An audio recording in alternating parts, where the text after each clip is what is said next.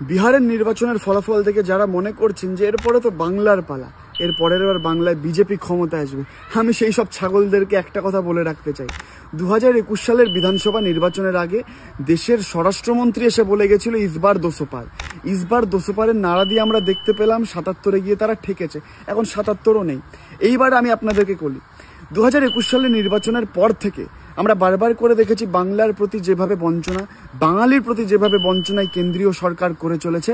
এরপর আপনারা আশা করছেন যে বাংলার মানুষ আপনাদেরকে 26-এর নির্বাচনে ভোট দিয়ে সরকারে নিয়ে আসবে এই দেখে যে বিহারে আপনারা ক্ষমতায় আসছেন।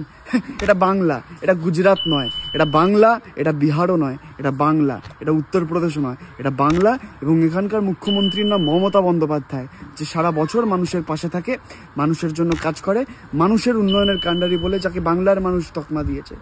বাংলাকে যারা হাতে মারার চেষ্টা করেছে, বাংলাকে যারা পেটে লাথি মারার চেষ্টা করেছে, বাংলার মানুষ 26-এর নির্বাচনেও তাদেরকে গণতান্ত্রিকভাবে রাজনৈতিকভাবে গালে সপাটে চড় মেরে সংবিধানকে মাথায় রেখে দিল্লির বুকে আবার পাঠিয়ে দেবে। তো বিহারে হতে পারে, বাংলায় হবে না।